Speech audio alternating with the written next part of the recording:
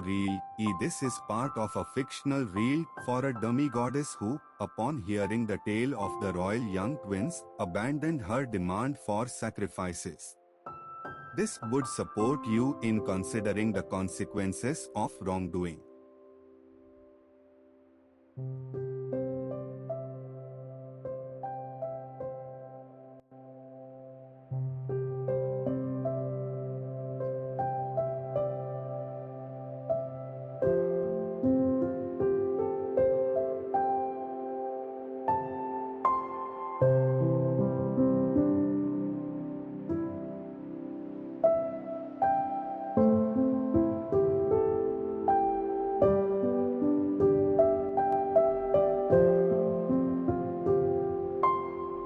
This is an ancient tale from a few thousand years ago. A king would frequently perform sacrifices to please a demi-goddess who resided in a grand temple within his empire. A magnificent temple had been built in her honor. The king had a deep desire to construct a beautiful gateway at the entrance of his city. Unfortunately, despite numerous attempts, the gateway could never be completed for one reason or another.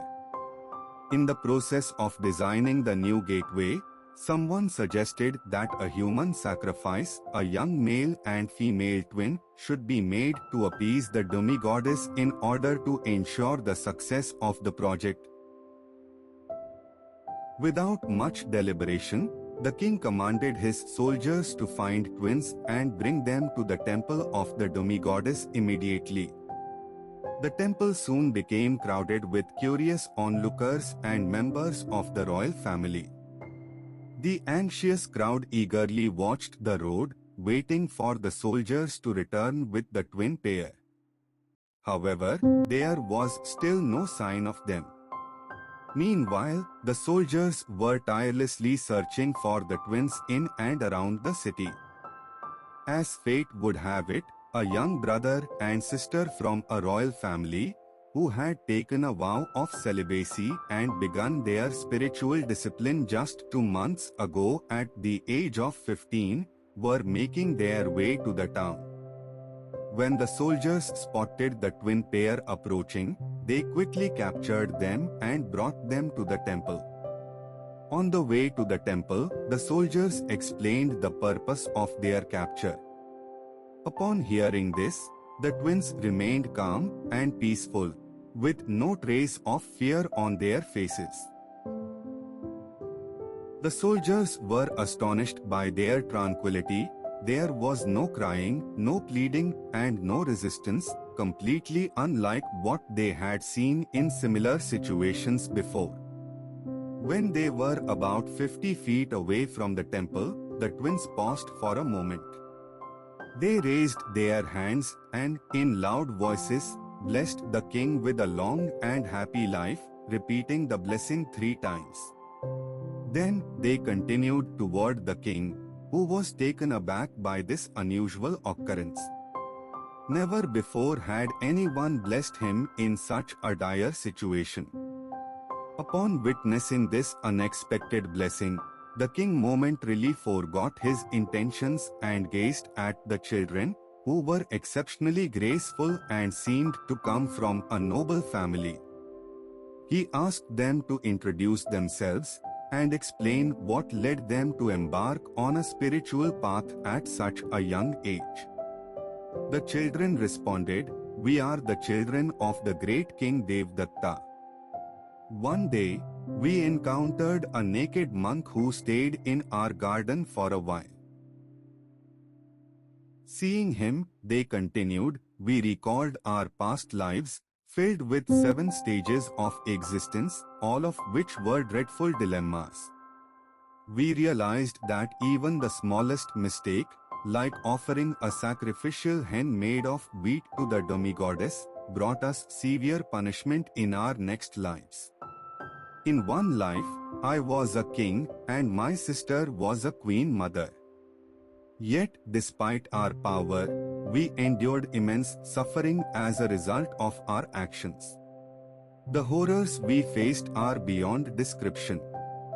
Now, we fear that if you repeat similar mistakes with even more significant sacrifices, the consequences will be unimaginably worse.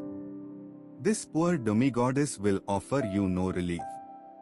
She herself is ignorant and unaware of the fundamental laws of nature. Hearing these dreadful stories, everyone, including the king, was left stunned and uncertain of what to do next. Even the demi-goddess, who had been silently listening to the detailed account, was shocked and transformed into her true form. The demi-goddess, now realizing her ignorance of the natural laws, appeared in her true form. She humbly bowed her head and touched the feet of the children.